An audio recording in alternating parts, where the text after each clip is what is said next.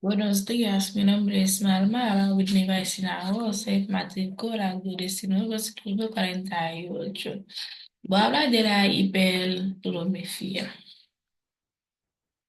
La hipermo- la hipermetrofia es un defecto refractivo del ojo en el que las imágenes se enfocan detrás de la retina. En lugar de hacerlo directamente sobre ella, esto ocurre porque el ojo es más corto de lo normal o la córnea tiene una curvatura insuficiente. Es un defecto refractivo del ojo en el que las imágenes se enfoquen detrás de la retina en lugar de hacerlo directamente sobre ella.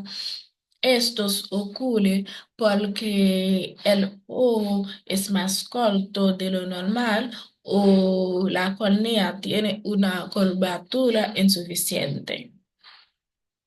Los tipos de hipermetrofia son hipermetrofia simple, compuesto y mixta.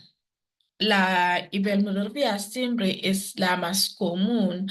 Podríamos afirmar que se trata de la hipermetrofia infantil que se hace crónica debido a que no terminan de desarrollarse algunas estructuras oculares. La hipermetrofia compuesta, como su nombre indica, se trata de la suma de varios factores entre los que se enfrentan el vitreo es muy corto y la córnea muy plana.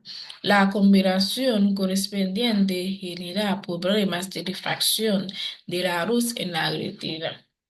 La hipermetropía mixta se trata de una combinación de los mismos factores anteriores, pero con diferentes posicionamientos. Si tenemos la córnea plana y el vítreo más largo, o si la córnea es más curva y el vítreo es más corto.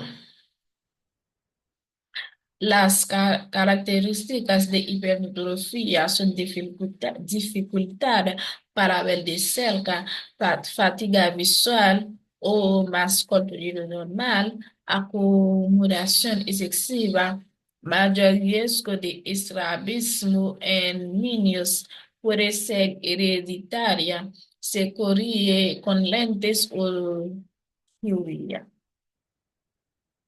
La fisiología de la hipermetrofia con longitud axial reducida, el ojo es más corto de lo normal, curvatura córnea insuficiente, la córnea es más plana de lo normal, lo que reduce su poder de refracción. Poder de refracción del cristalino, si el cristalino tiene menor capacidad de enfoque, contribuye a si el cristalino tiene menor capacidad de enfoque.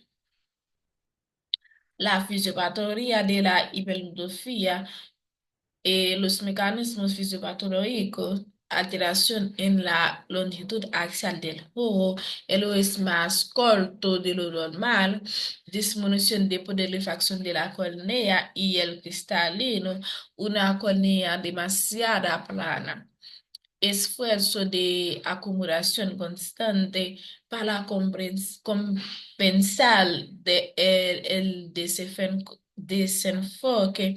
El músculo ciliar se contrae para aumentar la curvatura del cristalino. Consecuencias fisiopatológicas: hipermetrofia leve, hipermetrofia moderada o a severa, estrabismo acumulativo, glaucoma de ángulo estrecho.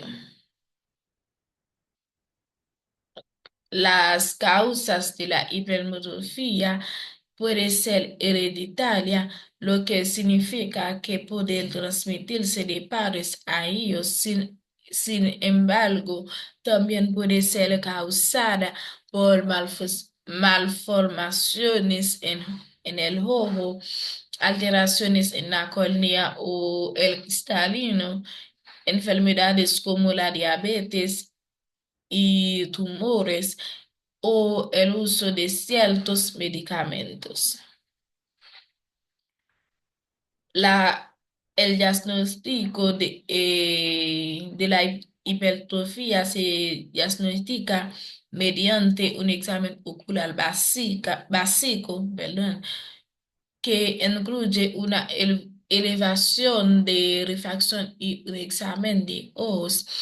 Una elevación de la refracción permite determinar si tienes problemas de visión como miopía o hipermetrofia, antigmatismo o presbicia.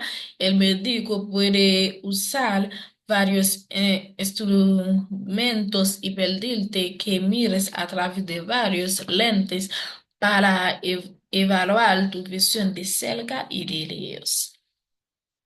Para terminar, el tratamiento de la hipermetrofia, el objetivo de tratar la hipermetrofia es ayudar a centrar la luz en la retina a través del uso de lentes colectivos o cirugía refractiva. Gracias.